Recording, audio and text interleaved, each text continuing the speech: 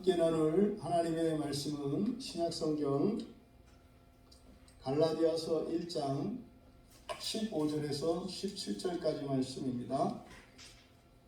신약성경 303쪽입니다. 갈라디아서 1장 15절에서 17절까지 말씀 우리 함께 읽도록 하겠습니다.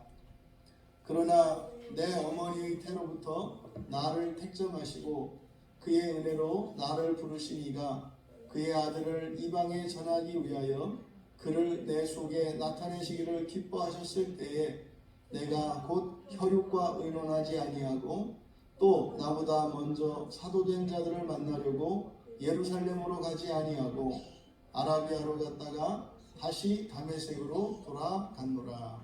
아멘. 이방인의 사도로의 부르심이라는 제목으로 말씀의 은혜를 나누고자 합니다. 불편한 가운데에서 예배에 참여하시고 함께 하시는 여러분 모두를 축복하며 하나님의 은혜가 오히려 이러한 불편함으로 인하여서 배가 되어지기를 진심으로 축복합니다. 우리들이 지금 이제 갈라디아서를 살펴보고 있는데 이 갈라디아서는 바울 사도의 이 복음의 핵심들이 요약되어 있고 압축되어 있는 그런 편지이다, 이렇게 말씀을 드렸습니다. 이제 바로 앞에 14절까지에서 바울 사도는 자신이 예수를 믿기 이전에 어떠한 사람이었던가를 말씀했습니다. 유대인 가운데에서도 특별한 열심이 있었던, 그래서 유대인의 열심으로 예수를 믿는 그리스도인들을 박해하고 죽이는 일에 앞장섰던 사람이었음을 밝혔습니다. 그리고 나서 15절에 그러나라고 하는 이 접속사를 통해서 앞으로 자신이 하고자 하는 말의 내용이 어떠한 것인가를 암시하고 있는데, 그러나라고 이렇게 말씀한 이것은 바울이 지금은 비록 예수 그리스도의 사도가 되어서 복음을 전하고 있지만 자신은 자격이 없다는 사실, 또 자신의 인생이 그 이전과 유대인으로 살았던 그 인생과 완전히 달라진 반전된 인생임을 밝히려고 하는 것입니다. 유대인 중에서도 유대인이어서 절대로 택함 받을 수 없던 자신을 하나님께서 이방인의 사도로 택하시고 부르신 것은 인간적으로 도저히 이해할 수 없는 일이었다는 고백을 담고 있습니다. 그 앞에서 자신이 어떤 사람인가를 그렇게 나타낸 그 이유는 현재 자신의 이 사도의 직분이 이해할 수 없다는 것입니다. 다른 사람도 아닌 그렇게 살았던 내가 어떻게 사도가 될 수 있었겠는가, 이것을 밝히려고 하는 거죠. 또 이전에 바울의 삶은 오히려 그리스도인들을 죽이던 삶이었습니다. 그리스도인들을 박해하고 죽이는 것이 인생의 목적이었던 바울이었어요. 그런데요, 그러나 이제는 오히려 그리스도의 복음을 전하기 위해 자기의 목숨이나 안위를 돌보지 않는 그러한 정반대의 삶을 살게 되었습니다. 이것이 그러나라고 하는 이 말 안에 담겨 있는 함의이겠습니다. 사실 이런 일은요, 바울 사도뿐만 아니라 우상을 섬기며 세속의 욕망을 채우기 위해 열심히 살았던 모든 사람들에게 해당이 되는 말입니다. 예수님을 바로 알지 못하고 또 예수님을 바로 믿지 못하던 그리스도인인 우리 자신들에게도 또한 적용되는 말입니다. 기독교의 역사를 보면 예수의 이름으로 자행되어진, 또 우리들의 신앙생활의 그 행적을 되돌아보면 예수를 믿는다는 그 믿음, 예수를 믿는 그 신앙 때문에 오히려 우리가 생명을 살리기는 고사하고 오히려 생명에게 해를 끼치며 살아가던 일들이 분명히 있었습니다. 저 자신도 실제로 성경을 통해서 바른 복음을 깨닫기 전에는 저 자신도 가르는 자였고 잔해하는 자였습니다.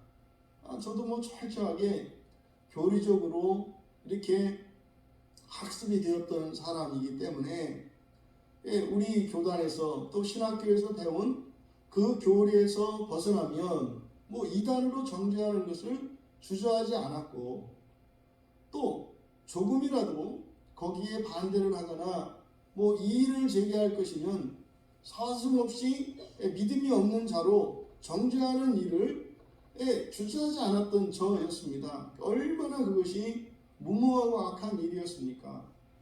그런데 정말 하나님이 성경을 통해 계시하신 하나님의 구원의 계획들은 전혀 그런 것이 아니었죠. 하지만 우리가 참된 복음을 알기 이전에는 그렇게 살아갈 수밖에 없었어요. 하지만 이제 정말 하나님의 은혜로 바른 복음을 알고 나니까 이전에 가졌던 그런 생각들, 이렇게 베어내고 자르고 죽이고 정죄하고 했던 이것이 참으로 잘못된 것임을 깨닫게 되었습니다. 그러니까 저 자신조차도 그 이전과, 그러니까 광야교회에서 정말 이 참된 복음을 우리가 함께 나누고 그 은혜의 유익을 누리기 이전과 이후를 저도 그러나라고 이야기하지 않을 수 없는 그런 분명한 이유가 있습니다. 그것이 저에게 일어난 변화이기 때문인 거죠. 이게 바울 사도께서 그러나 그래서 이제 바울 사도가 말씀하려고 하는 바, 우리말 성경에는 좀 전체가 한 문장으로 되어 있기 때문에 이해하기가 좀 어렵습니다. 좀 이해하기 쉽도록 원문의 내용을 드러내면서 한 구절 한 구절 설명을 하겠습니다. 먼저 첫 번째 15절에 그러나 내 어머니 태로부터 나를 택정하시고 그의 은혜로 나를 부르시니가, 그러니까 부르시니가 여기에 밑줄을 치세요. 부르시니, 그러니까 나를 부르시니, 이게 주어입니다. 이게 하나님이시죠. 하나님을 나를 부르시니 라고 표현한 것입니다.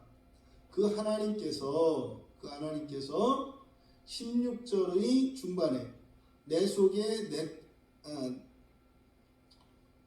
부르시니가 그를 내 속에 나타내시기를 기뻐하셨다. 이걸 첫 번째 우리가 살펴보겠습니다. 그러니까 하나님이 그를 내 속에 나타내시기를 기뻐하셨다. 그러면 하나님이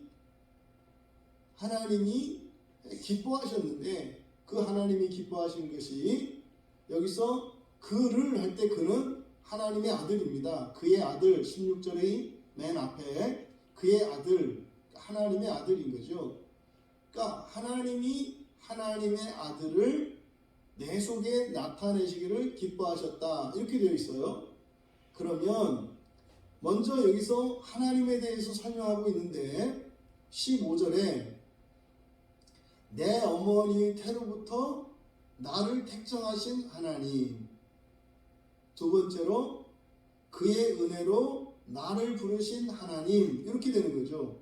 그래서 15절은 기뻐하신 그 하나님이 두 가지로 설명이 되어 있습니다. 첫 번째로 나를 내 어머니의 태로부터 택정하셨다. 여기서 택정하셨다라고 하는 이 말은 따로 떼어 구별한다는 뜻이에요. 그러니까 지목하다, 지정하다 이런 거죠. 어떠한 일을 위해서 특별히 따로 떼어놓은 것을 이야기합니다.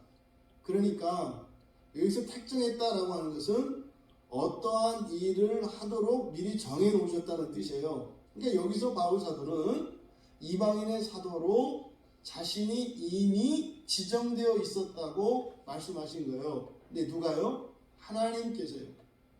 그러니까 바울 사도가 경험한 하나님은 자신이 어머니의 뱃속에 생길 때부터 자신을 이방인의 사도로 따로 지정해 놓으셨다는 거예요.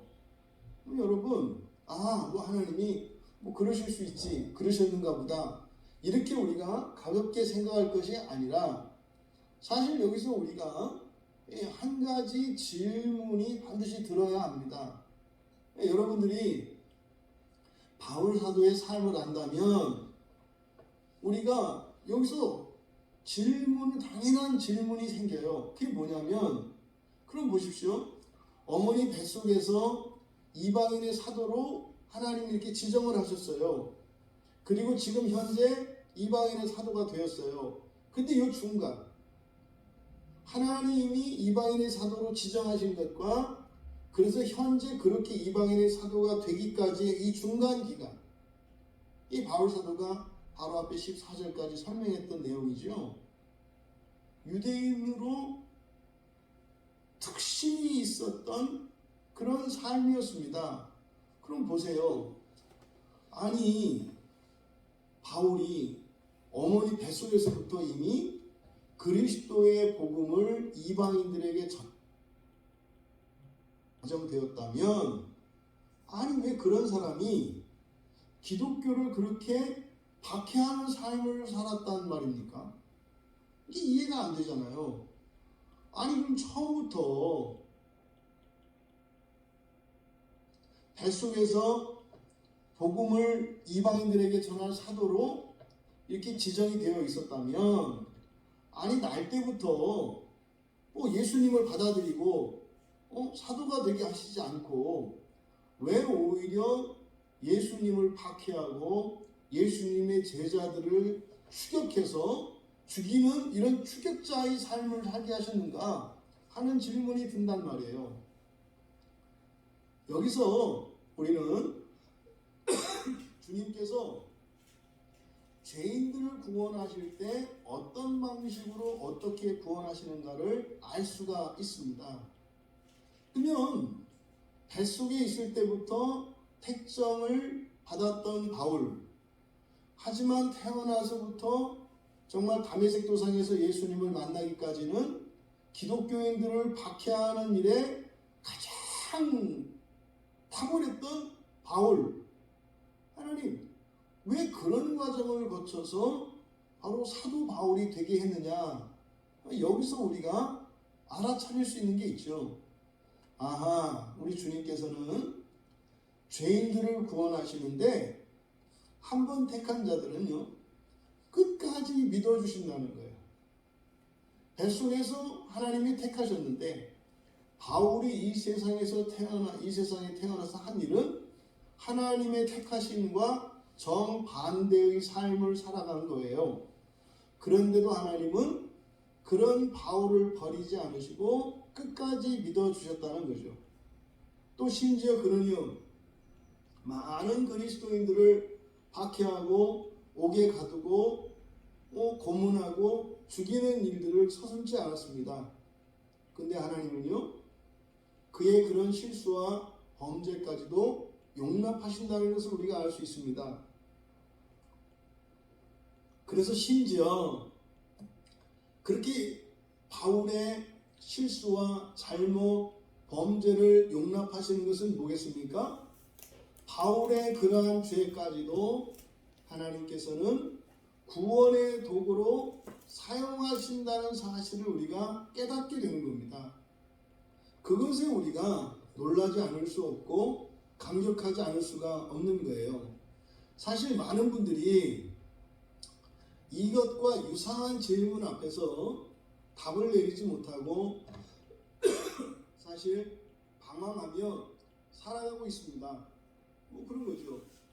나는 왜 부활이 약속되었다고 하는데 지금 내 삶 속에서는 부활은 고사하고 왜 이렇게 죽음의 그림자에서 벗어나지 못하고 이렇게 지옥을 방불한 것 같은 이런 삶을 살아야 하는가?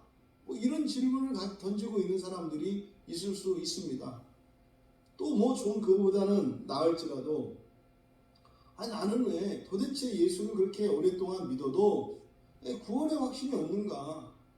뭐 뱃속에서부터 하나님으로부터 택함을 받았다는데 또 반드시 그렇게 된다는데 사실 나는 왜 도대체 그런 믿음이 안 생기고 그런 확신은 고사하고 말이죠.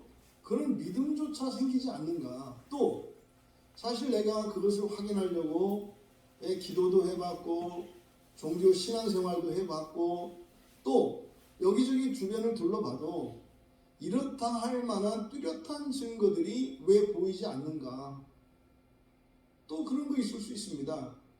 우리 가운데 누군가가 먼저 맨 처음 예수를 믿고 나서 하는 일은 반드시 가족권을 위해서 우리가 기도하게 되고 하나님께 은혜를 구하게 되어 있잖아요. 그런데 왜 그렇게 우리 가족들이 예수 앞으로 돌아오지 않고 또 예수 앞으로 돌아왔다 하더라도 그렇게 지지부진하고 큰 변화 없이 왜 이런 일들이 일어나고 있는가? 이런 것들에 대한 답을 여기서 얻을 수가 있는 거죠. 이런 답은 하나님께서 우리를 끝까지 믿어주시기 때문에 우리들이 하나님을 의지하지 않고 내 힘으로 무엇인가를 해보겠다라고 할 때 하나님께서 기회를 주시기 때문입니다. 설사 우리가 잘못된 길을 간다 할지라도 하나님은 그걸 막으시는 것이 아니라 우리가 할 수 있다고 고집을 부리고 말도 안 되는 그런 생각을 가지고 있다 할지라도 하나님은 우리를 믿으세요. 그래서 우리가 조심해야 될 것은 하나님 앞에서 괜한 오기를 부리거나 이런 만용을 부리는 일을 조심해야 합니다. 왜요? 하나님은 우리를 그대로 믿어주시거든요. 심지어 우리가 실수를 하고 잘못을 하고 그러면 그것이 우리가 그냥 허세였다라고 하는 것을 하나님이 알아차리고 이봐라 이 녀석아 너 할 수 없었으면서 왜 할 수 있었다고 할 수 있다고 얘기를 했었느냐 이렇게 질책하는 것이 아니라 그 또한 우리가 극복할 수 있을 것이라고 믿기 때문에 그냥 내버려 두시는 겁니다. 그러니까 하나님이 여러분의 인생에 직접적으로 개입하셔서 이러한 문제들을 즉각적으로 해결해 주시지 않는 이유는 뭐라고요? 여러분들이 여러분 스스로의 힘으로 해결할 수 있다고 했기 때문에 하나님은 여러분의 말을 믿어주시기 때문에 여러분들의 삶 속에 이런 변화가 일어나지 않는 거다라고 말씀을 드리는 거예요. 이것은 누구의 책임 소재를 말하는 것이 아닙니다. 하나님의 절대적인 믿음에 대해서 말씀하는 거예요. 그래서 여기서 우리가 얻을 수 있는 교훈은요. 할 수 없는 것을 할 수 없다고 정직하게 고백하는 거고요. 내가 원하지만 내 힘으로 어찌할 수 없는 것을 하나님께 도와달라고 그냥 정직하게 구하는 이런 태도가 우리에게 필요하다는 것을 알 수 있습니다. 그러면 바울의 삶으로 되돌아가 보면은요, 사실상 바울이 그렇게 기독교인들을 박해하고 이렇게 했던 것은 사실은 누구에 대한 믿음이었다는 겁니까? 자신에 대한 믿음이었다는 것이죠. 자신이 옳다고 여기는 바, 또 자신이 생각하는 것을 절대화하였기 때문에 그러니까 하나님을 믿고 의지하기보다는 자신을 믿고 자신의 생각과 판단을 믿었기 때문에 그렇게 씻을 수 없는 많은 죄들과 실수를 하는 인생을 살았다는 것을 우리가 알 수 있습니다. 그러면 그 하나님이 어머니 태로부터 택정하셨다라고 하는 이것을 통해서 인생의 그리스도인들이 살면서 겪는 인생의 불행과 이러한 원인들, 그러니까 우리들은 보통 하나님이 도와주시지 않는다고, 나를 사랑하지 않으신다고 우리가 생각하는 그때 일어나는 일들입니다. 그것의 원인이 무엇인가를 우리가 알게 되는데, 그게 뭐다? 하나님은 우리를 절대적으로 믿으시기 때문이다. 절대적으로 믿으시기 때문이다.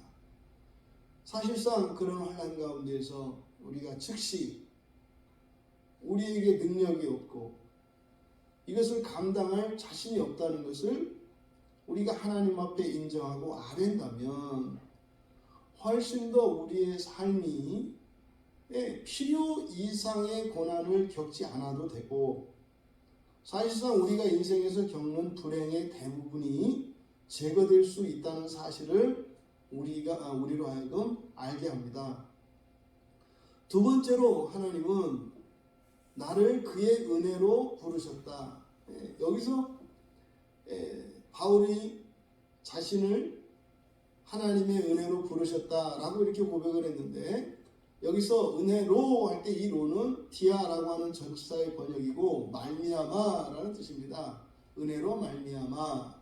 이것은 사도행전 9장에 나오는 사건을 말하는 거죠. 이 사도행전 9장에 나오는 사건은 바로 바울이 예수님의 제자를 죽이러 가던 중에 예수님이 나타나셔서 바울을 이방인의 사도로 부르신 사건입니다. 이것을 보통 다메섹 도상의 회심 사건이라고 이야기를 하죠. 여기서 이 두 가지를 연결지어서 우리가 유추할 수 있는 사실이 있어요. 만약에 바울이 처음부터 태어나면서부터 예수님을 믿었고 또 과거 유대교에서 내었던 열심을 예수님을 믿는 일에 동일한 열심을 내었더라면 그가 이방인의 사도로 부르심 받은 것을 하나님의 은혜로 말미암았다고 말할 수는 없었을 거예요. 무슨 말씀인지 이해가 되시죠?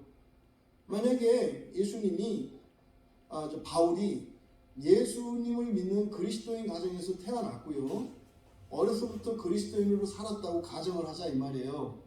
그러면 바울이 이렇게 그리스도인으로 살아가면서 또 그리스도인으로 열심히 살았을 거예요. 그가 유대인으로서 열심히 살았다면 그리스도인으로서도 열심히 살았을 거다 이 말이에요. 그러면 오늘날로 말하자면 바울이 출석하는 어느 교회가 있었을 테고, 그럼 그 교회에서 1등이었을 거라고 말씀을 드리는 거예요. 열심으로나 능력으로나 1등이었을 거다.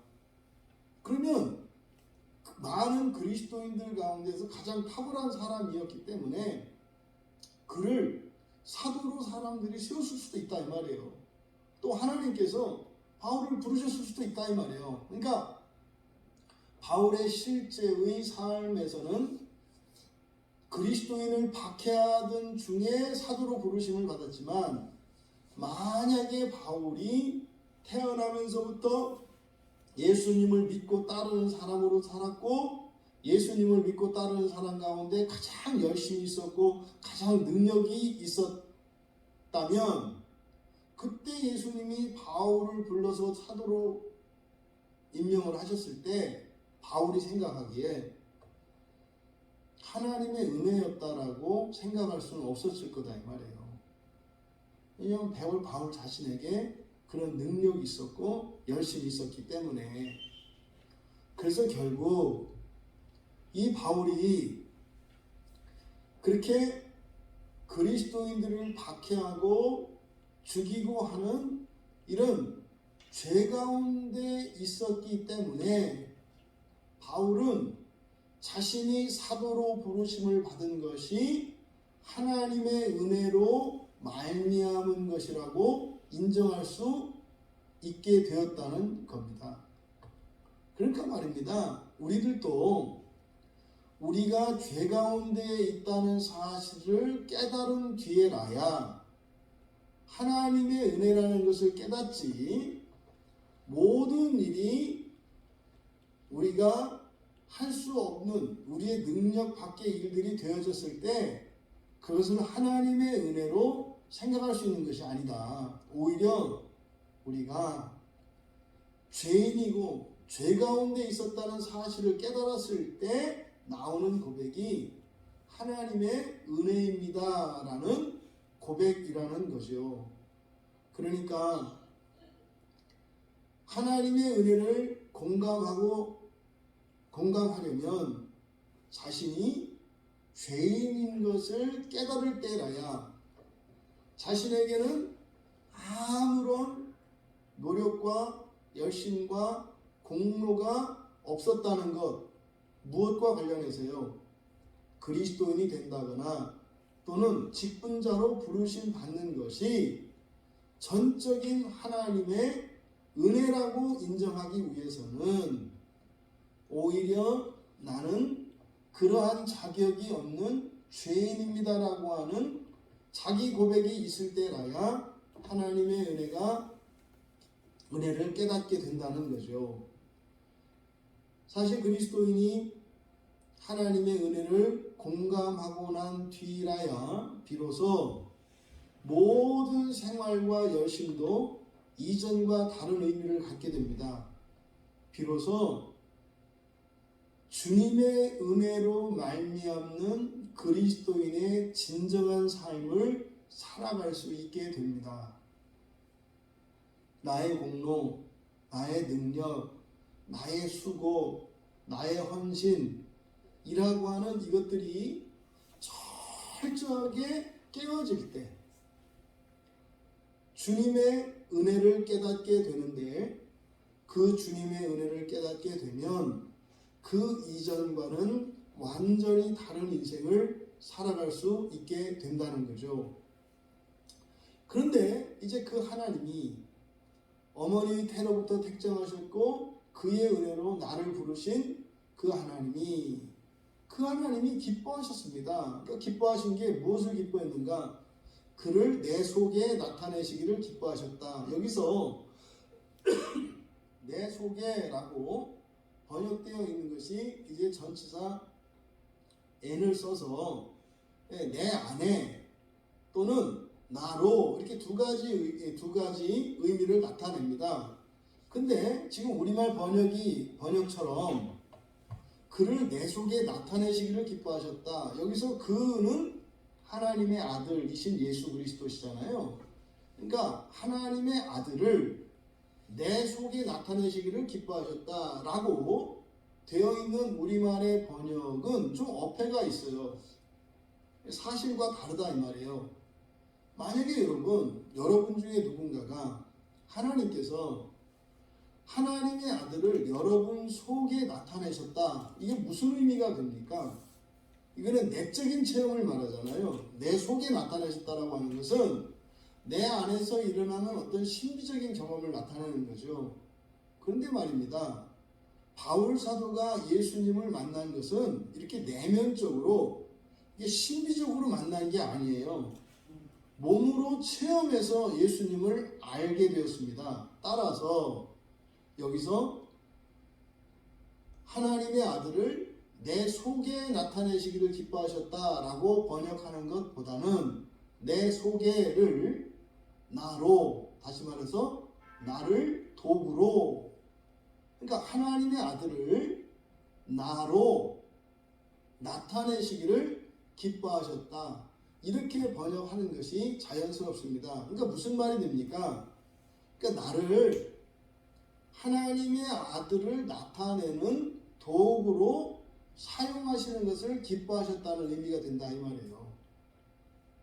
그러면 그의 아들을 이방에 전하기 위하여 이렇게 번역되는 것이 아니라 그래서 나는 즉시 그를 이방인들 가운데 전파했다 이렇게 되는 거죠.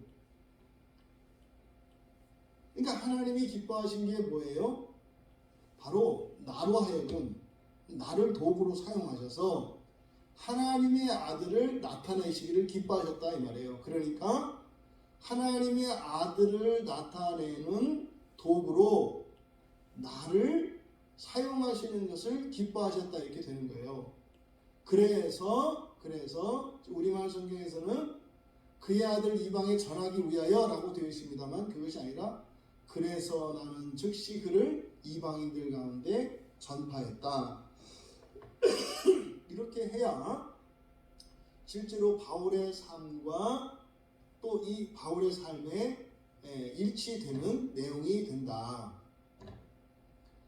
그러니까 그의 아들을 바로 이방인들 가운데 전파한 이유가 뭐라는 거예요?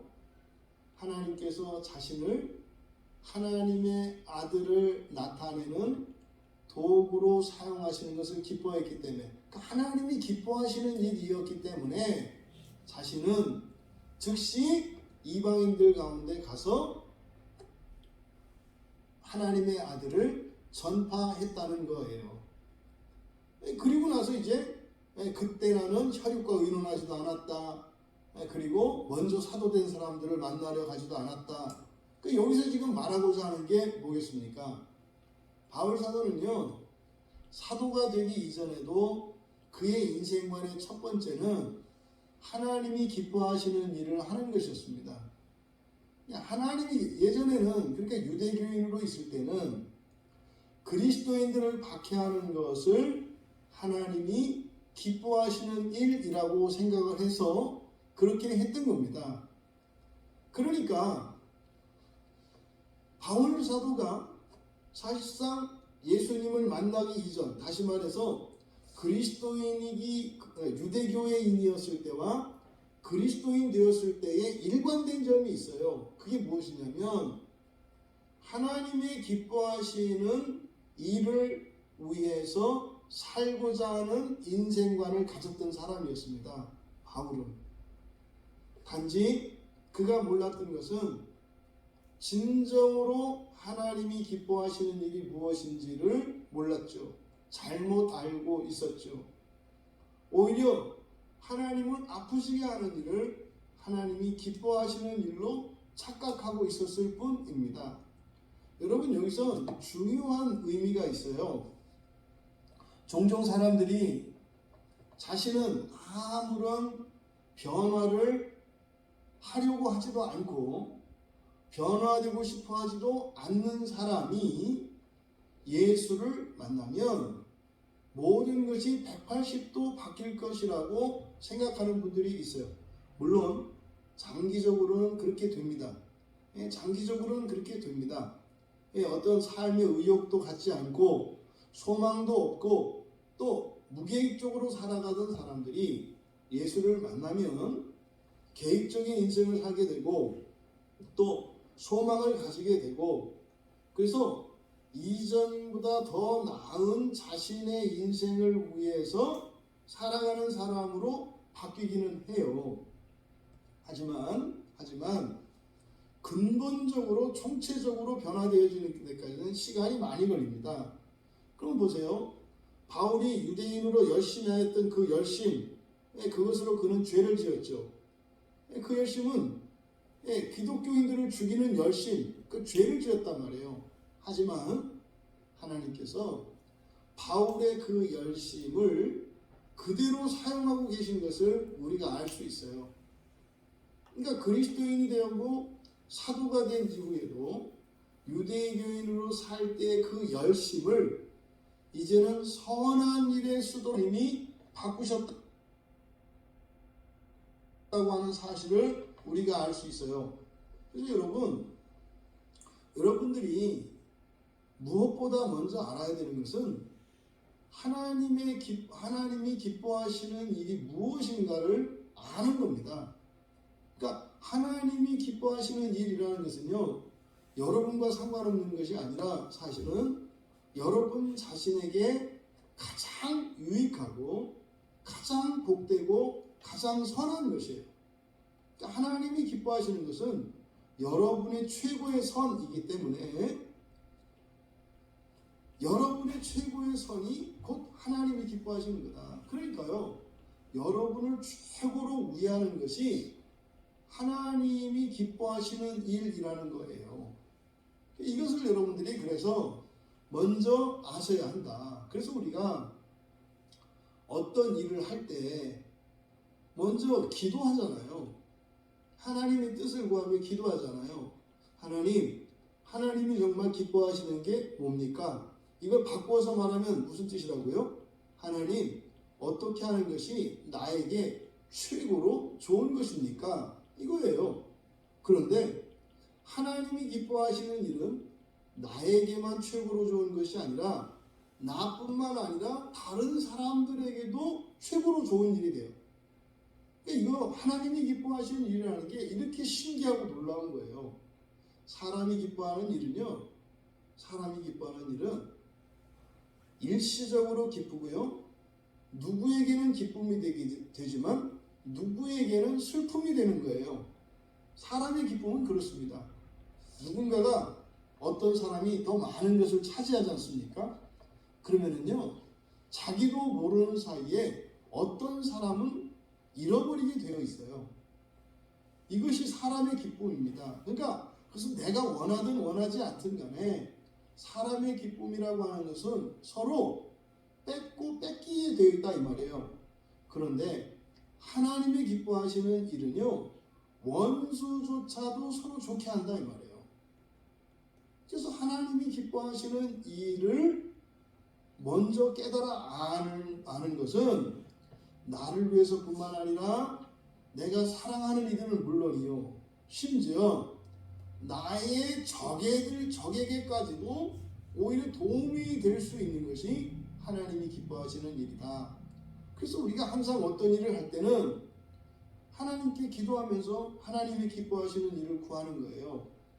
여기서 우리가 하나님의 기뻐하시는 일을 알기 위한 기도와 관련해서 우리가 잘 정리하고 넘어가야 할 게 있습니다. 여러분, 신앙생활 좀 했던 사람들이라면 무슨 일을 할 때 하나님께 기도하는 일은 이건 당연한 일이고 이것은 그냥 정상적인 과정 아니겠어요? 근데 주의하셔야 될 게 있어요. 내가 어떤 일을 하고자 할 때 기도하죠. 하나님이 기뻐하시는 뜻을 가르쳐 주십시오. 이렇게 하고 조심해야 되는 게 있습니다.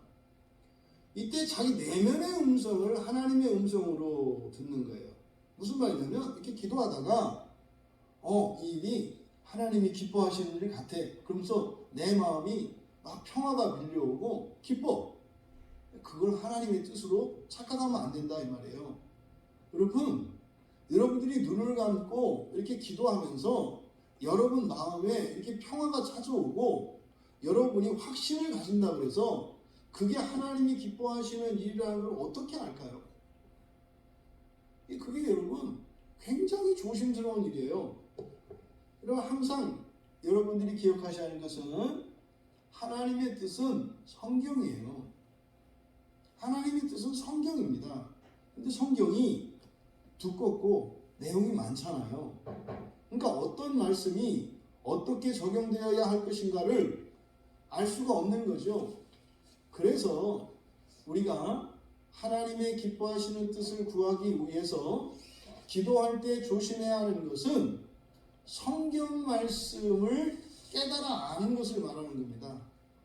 그러니까 여러분 기도를 할 때 이 기도는 그냥 여러분의 확신이나 어떤 여러분의 마음의 어떤 심리적인 평화를 말하는 것이 아니라 여기서 우리가 하나님의 기뻐하시는 뜻을 알기 위한 기도의 핵심은 바른 성경의 대답을 알기 위한 기도인 거예요.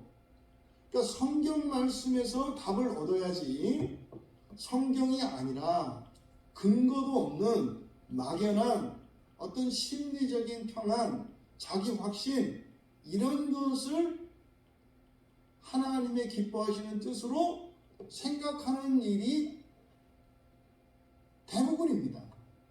대부분. 이런 일들이 교회 안에서 얼마나 어이없이 너무나 자주 일어난다는 것은 기가 막힌 일이에요.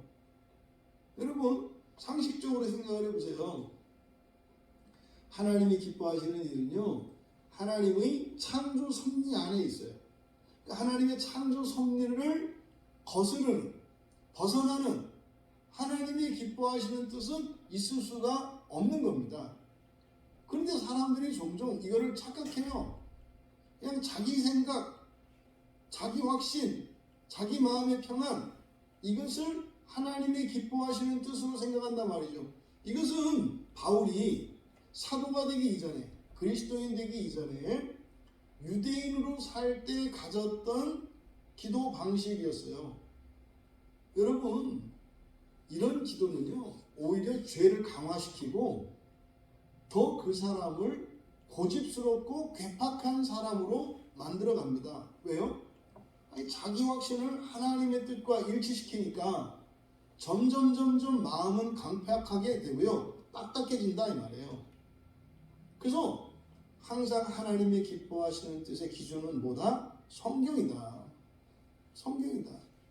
그럼 여러분이 어떤 일을 새로 시작하려 하거나 무엇인가를 결정하려고 할 때 기도한단 말이에요. 그러면 그때 답은 여러분들이 어디서 얻느냐면 기도 가운데 떠오르는 하나님의 말씀이나 또 여러분들이 그래서 하나님의 기뻐하시는 뜻을 알기 위해서 여러분들이 반드시 해야 되는 것은 기도와 함께 성경이 같이 가야 되는 거예요. 성경을 읽지 않고 성경에서 답을 찾으려고 하는 노력 없이 하는 기도는 이거는 신비주의에 빠져버리게 되기 쉽고 주관주의에 빠져버리기 쉽습니다. 이러면요, 이거는 악령에게 바로 끌려가요. 악령에게. 우리들은 하나님의 기뻐하시는 뜻이라고 하는 그 증거를 일이 얼마나 술술술 풀리느냐 안 풀리느냐 이것 가지고 우리가 오해하기가 쉽거든요. 여러분, 오히려 하나님의 기뻐하시는 뜻을 따라 가고자 할 때 많은 환난과 시험이 온다는 거 아십니까? 아니, 예수님께서 전도하러 가시려고 하는데 하나님의 기뻐하시는 뜻을 위해서 가는 거 아니에요. 근데요, 바다에 풍랑이 일어요, 여러분. 바다가 잔잔해지면서요, 순풍에 덧달고 복음 전하러 가세요 이렇게 가는 게 아니라요, 오히려 성난 파도가 일어서요, 이거 이대로 가다가는 잘못하면 내 목숨이 위태로워지고 내 생활이 위험해질 수도 있겠다라는 그런 상황이 일어난다 이 말이에요. 그래서 하나님이 기뻐하시는 뜻에 대한 답은 어디서 얻어야 한다? 성경에서 얻어야 한다. 성경에서 얻어야 한다.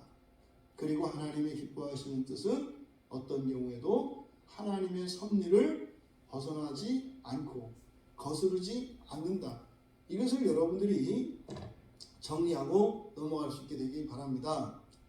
이제 다시 본문으로 돌아가서 이제 그래서 바울 사도가 즉시 이방인들 가운데 하나님의 아들을 전파했다는 거예요. 여기서 여러분 눈여겨봐야 되는 것이 지금 우리말 성경에는 그냥 그의 아들이라고 되어 있기 때문에 본래의 뜻이 잘 드러나지 않아요. 그의 아들을 이방에 전한다 할 때 그의 아들이라고 하는 것은 뭐예요? 하나님의 아들이에요.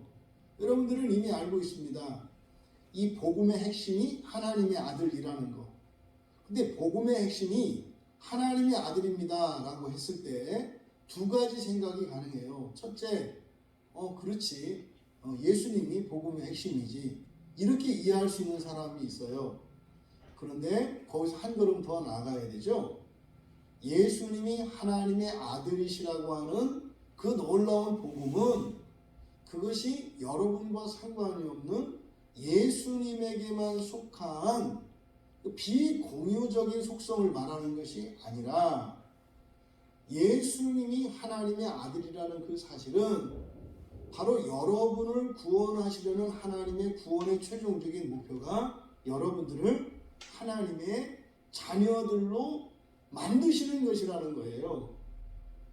그러니까 하나님의 아들이 복음의 핵심이다 그럴 때 그렇지, 그것이 예수 그리스도지, 여기서 멈출 것이 아니라 한 걸음 더 나아가서 그리고 그것은 나에 관한 것이지, 이렇게 이해할 때 여러분들이 복음을 바르게 아는 것이다.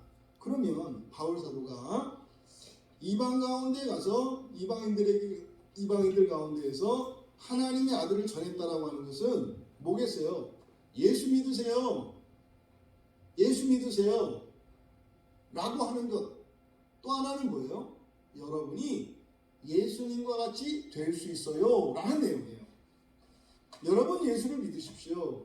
그 예수는 하나님의 아들이십니다. 그런데 말입니다, 예수를 믿으시면 여러분들이 예수님과 같이 하나님의 아들이 될 수 있습니다. 이것이 바로 바울 사도가 전한 복음이에요. 바로 이 갈라디아서에서 바울이 자신이 지금 전하려고 하는 복음의 핵심을 여기에서 드러내고 있는 겁니다. 여러분들은 예수를 믿으시고 그리고 예수가 하나님의 아들이시라는 것을 알고 또 그것을 믿었습니다. 거기서 한 걸음 더 나아가야 한다 이 말이에요. 여러분이 예수님과 마찬가지로 하나님의 자녀가 되었고 되어가고 있고 완전한 하나님의 자녀가 될 것이라는 것을 믿으셔야 돼요. 그랬을 때 여러분들의 신앙생활이 의미가 있게 되고 가치가 있게 됩니다. 그런데 너무나 많은 그리스도인들이 예수님이 하나님의 아들이신 것에 머물러 있어요. 그래서요. 그래서 어쩌라고요? 예수님의 하나님의 아들이시니까 성경 말씀대로 살라고요? 예수님이 하나님의 아들이시니까 성경 말씀대로 안 하면 예수님이 심판하신다는 얘기입니까? 그럼 심판받지 않기 위해서 우리가 하나님의 말씀대로 살 수 있습니까? 여러분, 사람의 죄는요, 그 죄의 특성은 광기와 무모함이라고 했잖아요. 죽을 줄 알면서도 죄를 짓는 거예요. 지옥에 떨어질 줄 알면서도 사소한 죄를 짓는 거예요. 여러분, 지옥에 만약에 죄를 지으면 지옥불에 던지겠다라고 하는 협박이 우리들로 하여금 죄를 범하지 않게 할 수 있느냐? 그렇지 않아요. 그렇지 않습니다. 사랑에 이끌리고 우리의 더 나은, 다시 말해서 이 죄가 주는 이런 즐거움과 이런 쾌락보다 더한 무엇이 우리에게 동기부여를 주는 것이지, 만약에 죄를 범하면 벌을 주겠다라고 하는 그것이 어떤 사람으로 하여금 죄를 짓지 않게 하는 동기부여가 되지 않는다고 말씀을 드리는 거예요. 왜 오늘날 그리스도인들이 이렇게 거룩함을 잃었냐고요? 왜 오늘날 그리스도인들이 세속적인 신앙을 가지게 되었냐고요? 복음의 절반을 잃어버렸기 때문입니다. 우리가 예수를 믿는 건 말입니다. 예수님이 하나님의 아들이신데요. 내가 예수를 믿어서 내가 하나님의 아들이 되어가고 있기 때문에 우리가 살고 있는 거예요. 내가 하나님의 아들이 될 줄로 믿고 있기 때문에 이렇게 낙심하고 시험에 몰들고 하면서도 포기하지 않고 가는 거예요. 그리고요, 어떤 경우에서도 우리가 하나님의 은혜를 잃어버리지 않으려고 추구하면서 살아가는 거예요. 그래서요, 몸이 불편하고 힘든 중에도 예배에 나와서 예배를 드리고, 뭐 더 재밌고 더 즐거운 것이 있을지라도 여러분이 시간을 들어서 설교를 듣고 성경을 읽고 기도하고 하는 거예요. 왜요? 예수님이 하나님의 아들이신데요. 내가 이제부터는 하나님 아들 되기 위해서 살아가기로 결심했고, 그 일은 나는 나의 최선을 다하기만 한다면 예수님께서 그 일을 분명히 이루어 주시겠다고 하는 약속을 믿기 때문에 살아가는 겁니다. 여러분들이 참된 복음을 회복할 수 있게 되기를 바랍니다. 그러면 바울 사도께서 이렇게 그 하나님이 기뻐하시는 그 일, 하나님이 기뻐하시는 그 일이 무엇인지를 알았고, 그것이 하나님의 아들을 이방인들 가운데에서 전파하는 것이라는 걸 알았다는 거예요. 그래서 그는 즉시 순종했단 말이에요. 여기서 이렇게 뒤에 나와 있잖아요. 그때 나는 혈육과 의논하지 않았고 나보다 먼저 사도된 사람들을 만나려고 예루살렘으로 올라가지도 않았다.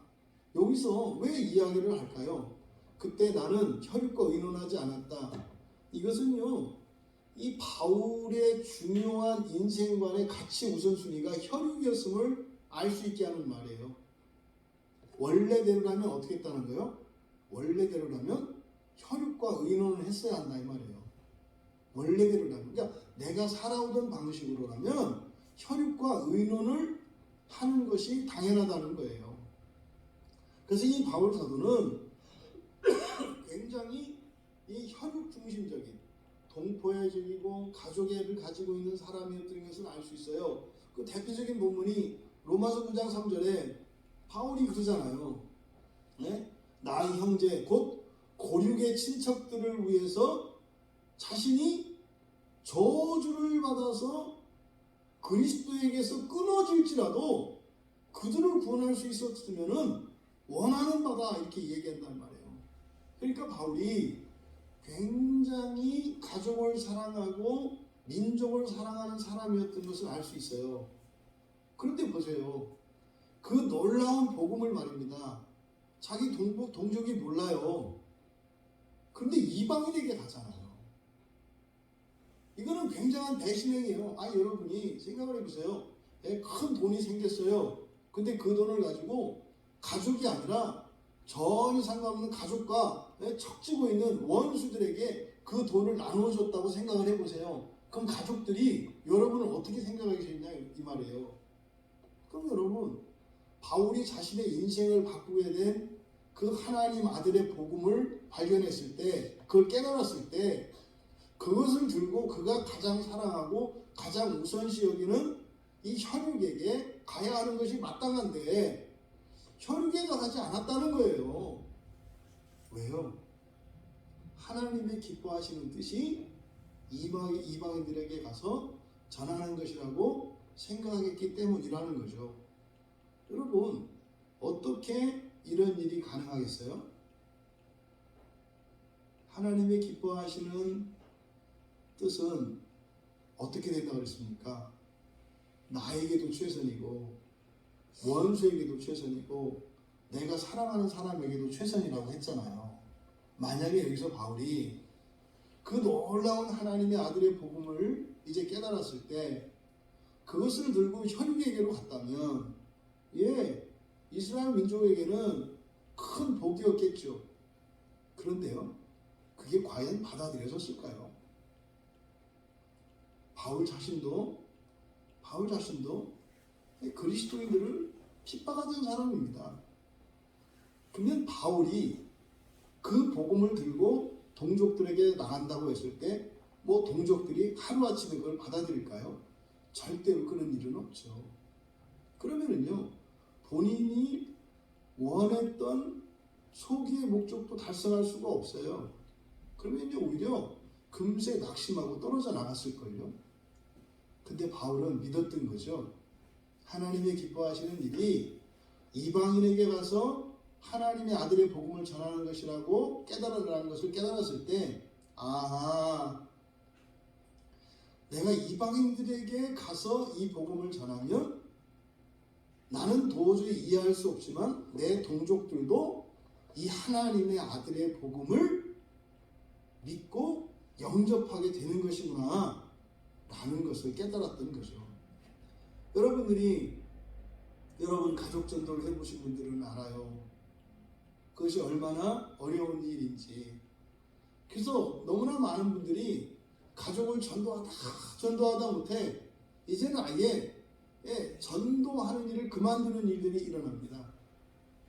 그런 거예요. 근데 여러분, 만약에 여러분들이 정말로 여러분 가족의 가족 구원에 대한 그런 여러분의 소망을 잃어버리고 싶지 않다면 오히려 눈을 밖으로 돌리세요. 밖으로 돌리세요.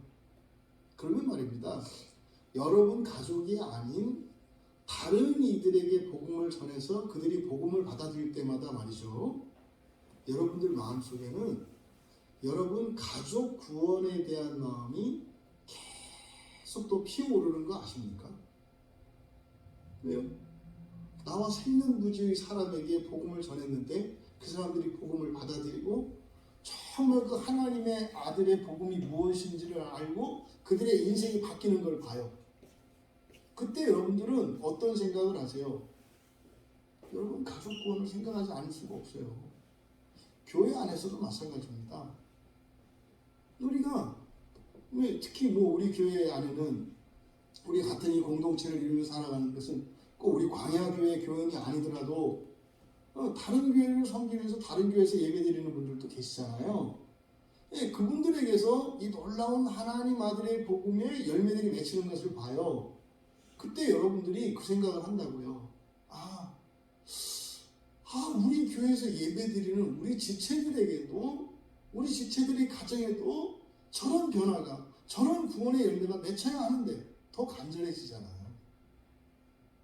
그런데요, 우리 가족 안에서, 우리 교회 안에서만 그 복음을 계속 전하려고 하면은요, 전하는 사람은 지쳐서 탈진될 거고요, 듣는 사람은 질려서 떠나버리게 될 수도 있어요. 나는 안 되는구나. 또 내가 할 수 없구나. 이런 일이 일어난다 이 말이죠. 중요한 건 말입니다, 여러분. 여러분 안에 이 구원의 소망이 마르지 않는 게 중요해요. 그리고 이것이 소망의 삶으로 계속 샘솟는 솜처럼 솟아나는 샘처럼 이 소망이 계속 피어오르는 게 중요해요. 그래서 바울 사도가 그 하나님의 아들의 복음을 들고 이방인들에게로 나아갈 때 바울 사도는 아마 그것을 깨달았을 것이고 믿었을 것으로 보입니다. 그래서 이제 앞으로 이 서신서 안에서 나타나죠. 그러니까 바울은요, 이방인들을 전도하는 데 열심을 내었던 근본적인 이유가 뭐예요? 혈육이었어요. 혈육. 그래서 그때 나는 혈육과 의논하지 않았다라고 하는 이 말은 혈육을 버렸다는 의미가 아니에요. 이 동족들을 구원하기 위해서 동족들에게 하나님의 아들의 복음을 전하기 위한 유일한 방편이 이방인들에게 가서 복음을 전하는 것임을 깨닫게 되었다는 겁니다. 그리고요, 이어서 또 나보다 먼저 사도가 된 사람들을 만나려고 예루살렘으로 가지 않았다. 이것은 무슨 뜻이겠습니까? 바울이요, 이방인의 사도로 부르심을 받았어요. 근데 그거는요, 자기 자신도 이걸 받아들일 수가 없는 거예요. 하물며 그리스도인들 사이에서도 바울이 사도가 되었을 때 웅성웅성했다고 하지 않습니까? 그리스도인들을 잔해하던 자, 이 박해하던 자가 그리스도의 복음을 전하고 있으니 저것이 우리를 죽이려고 하는 건지 정말로 그리스도인이 되어서 살리려고 하는 것인지 사람들은 의심하지 않을 수가 없었단 말이에요. 그런데 여러분 같으면 한번 생각을 해보세요. 여러분이 유대교인으로 있다가 그리스도교인이 되었어요. 그리고 사도의 놀라운 직분을 여러분들이 받았어요. 그때 그럼 여러분들이 당장 해야 될 일은 뭐겠어요? 복음을 전하는 일보다 더 중요한 게 있지 않겠어요? 뭐예요? 여러분의 신분이 바뀌었다는 거, 여러분이 달라졌다는 것을 사람들에게 알려야 되지 않겠어요? 그래서 일반적으로라면 바울이 이방인의 사도로 부르심을 받았을 때 그는 사실은 예수님의 그 사도들, 먼저 사도로 부르심을 받았던, 먼저 죽은 자살을 한 가룟 유다를 제외한 11명의 사도들에게 찾아가서 자신이 사도가 된 경위를 밝히고 사람들로부터 자신이 사도라고 하는 것을 인정을 받았어야 할 거예요. 그런데 바울은요, 예루살렘으로 가지 않았고 아라비아 광야로 갔다고 해요. 이것은 뭐예요? 자기 자신도 그거를 확신할 수가 없었어요. 부르심을 받았지만 그걸 확신할 수가 없었다고요. 그래서요, 아라비아로 갔다는 거예요. 그러니까 바울 사도가 다메섹 도상에서 예수님을 만나고 회심하고 그때 아라비아 광야로 나갔다고 하는 이 사실은 여기에만 기록되어 있거든요. 그러니까 바로 이 아라비아, 이 광야예요. 이 광야로 나갔던 이 기간, 이것은 성경의 이 구원자들의 그 기록을 살펴보면 똑같은 과정인 것을 알 수 있어요. 예수님이 광야로 나가셨죠. 또 실제로 이스라엘을 출애굽시켰던 모세도 또 광야로 나갔죠. 이 마찬가지로 이렇게 하나님께 부르심을 받는 이들이 광야로 나가요. 이것은 사실은 뭡니까? 시험의 기간이고요. 자기 확신의 기간인 거죠. 그래서 이 아라비아로 가서 이제 확신을 하고 그 다음에 사람들의 확인이나 인정을 받으려고 한 것이 아니라 다메섹으로 가서, 다메섹은 원래 뭐 하던 데입니까? 제자들을 죽이려고 가던 곳이었어요. 근데 제자들을 죽이려고 했던 그곳에 가서 이제는 주의 복음을 전하는 이방인의 사도로서의 사역을 시작했다는 것을 나타내고 있습니다. 여러분, 말씀을 정리합니다. 바울의 사명은요, 하나님의 아들을 이방인들에게 드러내어 그들을 구원하는 것이었습니다. 그런데 그 일은 바울 자신도 납득할 수 없는 것이고, 심지어 사람들은 더 믿어줄 수 없는 그런 일이었습니다.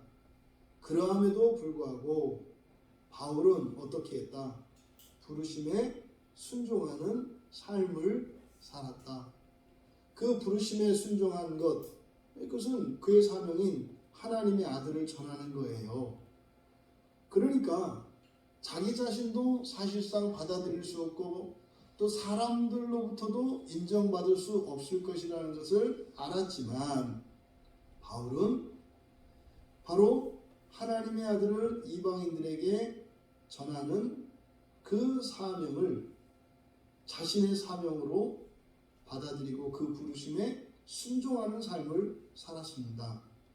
그것은 곧 이방인들을 위한 것이 바로 자신의 가족들과 동족들을 위한 것임을 깨달았기 때문이다.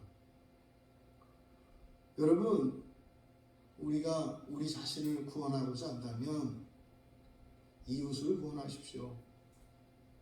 우리가 우리 가족을 구원하고자 한다면 여러분, 우리 이웃의 가족들에게 복음을 전하고 구원하십시오. 왜요? 그것이 하나님의 기뻐하시는 일이었기 때문에 그렇습니다.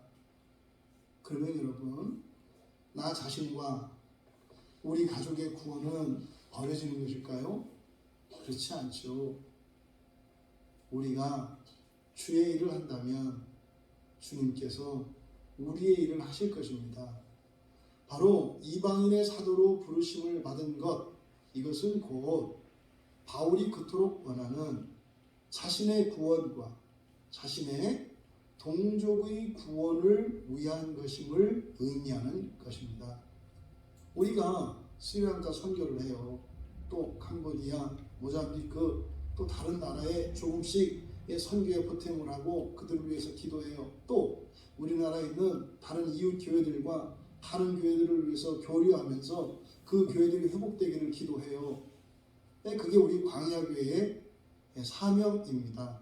어쩌면 이방인의 사도로의 부르심을 받은 바울의 사명은 우리 광야교회의 사명과 같은 것이 아닐까 합니다.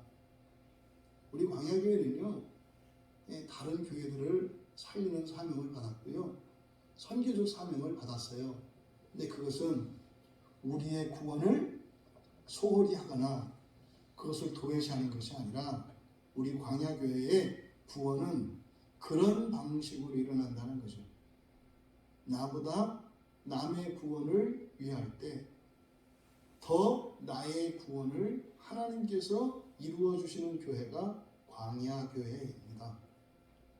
다른 민족의 복음화를 위하여 우리가 기도하고 선교하고 열심을 낼 때 하나님께서는 더 열심히 우리 민족을 구원하신다는 그 사실을 깨닫는 것, 이것이 우리 광야교회 교인들이 깨달아야 하는 우리 광야교회의 사명감입니다. 이방인의 사도로 부르심을 받은 바울 사도께서 그렇게 이방인들을 위해서, 이방인들에게 복음을 전하기 위해서 그렇게 순종하며 나아갔던 그 바울 사도의 마음속에는 소망이 있었습니다. 내가 이방인들 중에 하나님의 아들을 전파할 때 하나님께서 우리 민족 가운데, 우리 가족 가운데 당신의 구원의 일들을 이루실 것이라고 하는 소망이 있었습니다. 여러분들이 교회의 정체성을 가지는 것은 매우 중요합니다. 여러분들은 광야교회의 한 지체로 부르심을 받았기 때문에 여러분 인생과 여러분 가족의 구원의 문제는 바로 바울 사도와 같이 이방인의 사도로 부르심을 받은 교회라고 하는 사실을 깨달으시고 그렇게 하나님의 기뻐하시는 일에 순종하며 나아감으로 여러분들의 온전한 구원을 이루어 가시고 여러분들의 가족과 우리 광야교회 공동체의 구원을 위해 더욱 하나님이 기뻐하시는 일에 순종하는 우리 모두가 되기를 주님의 이름으로 축원합니다. 우리 같이 말씀의 은혜를 생각하며 기도하는 시간을 갖겠습니다. 하나님, 내가 나를 위해 사는 것이 아니라 내가 남을 위할 때 하나님이 나를 위해 주시는 그 이방인의 사도로의 부르심의 의미를 우리들 모두 깨달아 알기를 원합니다. 나의 안전, 나의 구원, 내 가족의 안전, 내 가족의 구원, 우리 광야교회의 안전과 우리 광야교회의 복과 구원, 이것이 이방인의 사도로의 부르심을 받은 우리 광야교회인 것을 알게 하여 주시고 우리들의 생각을 다시 한번 정리하고 하나님 말씀의 은혜를 따라 결단하며 우리 같이 기도하겠습니다.